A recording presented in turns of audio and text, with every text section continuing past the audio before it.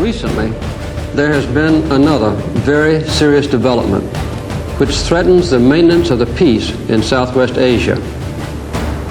Massive Soviet military forces have invaded the small, non-aligned, sovereign nation of Afghanistan, which had hitherto not been an occupied satellite of the Soviet Union.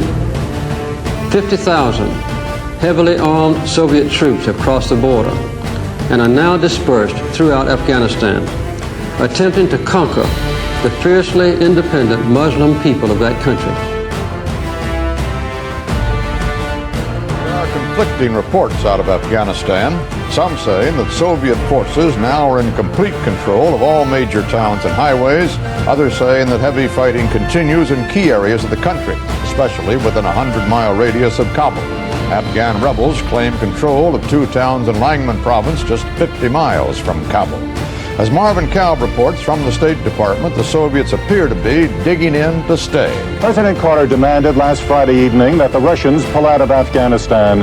There were an estimated 50 to 60,000 Soviet troops already there. Since then, the number seems to have grown to 85,000, and an additional 20 to 30,000 troops are massing just north of the Afghan border, ready to come in.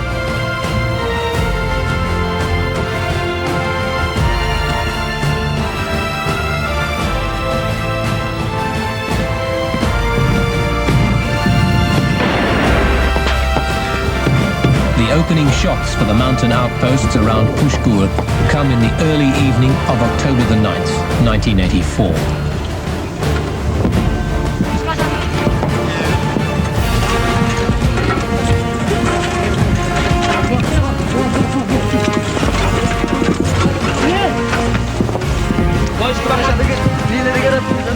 بچه‌های شمشیر یک مایل فرمودن. بچه‌های شمشیر یک مایل پیشینگی را یک تارمین پیشینگی و یک تارمین انفجاری را فراندن به توفیق خداوند. شنیده باشید میران.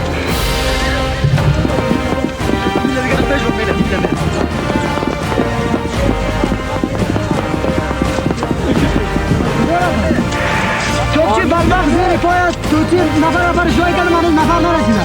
توپچی از ما 300 متر دور از ابراج به چطور بکنم؟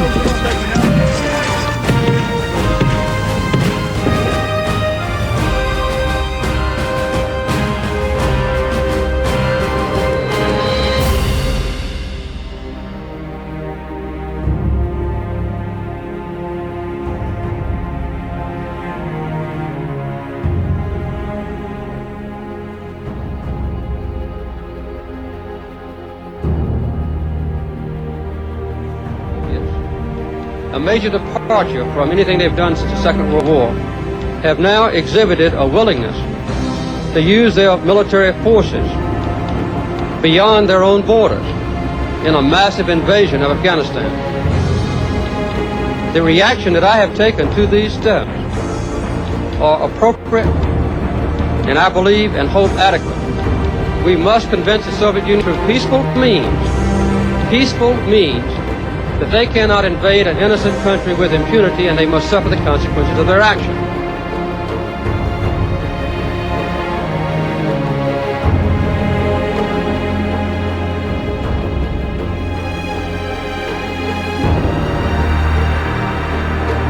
With Soviet invading forces in Afghanistan, neither the American people nor I will support sending an Olympic team to Moscow.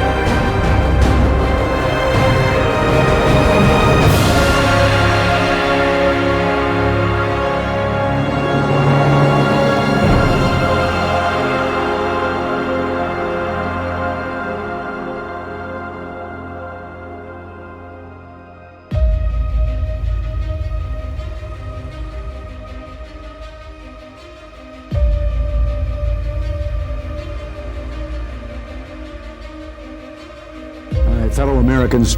Today I'd like to talk to you about a matter of vital importance to our country and the world, the struggle for a free Afghanistan. It's been 6 years since the Soviet Union invaded that nation. 6 years of utter hell for the Afghan people who still fight on in the name of the ideals upon which our own nation was founded, freedom and independence. To demoralize and defeat the Afghans, the Soviets have unleashed the full force of their modern weaponry. Poison gas has been raised down for the air upon Afghan settlements. Massive attack helicopters have been used against near villages. Hundreds of thousands of innocent civilians have been injured or killed, and countless tiny mines have been strewn across the countryside to maim and blind Afghan children. Today, Soviet troops inside Afghanistan number nearly 120,000. And in the face of this brutal onslaught, the Afghan people still refuse to surrender is surely a miracle. And in this holiday season of renewed faith in miracles, it is surely fitting for us to honor and pray for those brave men and women. These courageous people have shown the world that the Soviets can never achieve the outright subjugation of the Afghan mind and spirit that they seek.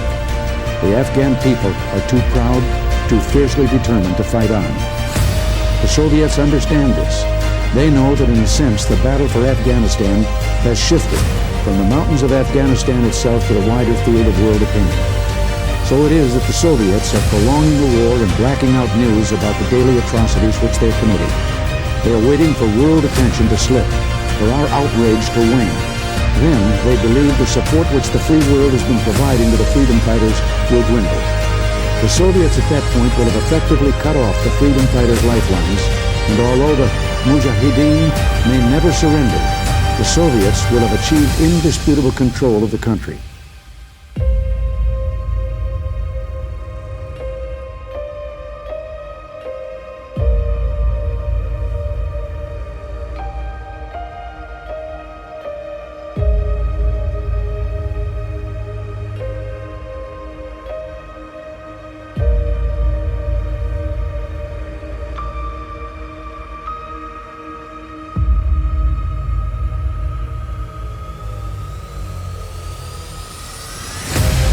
Almost a decade of Soviet bloodshed and battle ended 5 minutes ahead of schedule as the Soviet army completed its retreat. The last combat soldier to leave, Commanding General Boris Gromov. He walked across the Friendship Bridge into the arms of his 15-year-old son.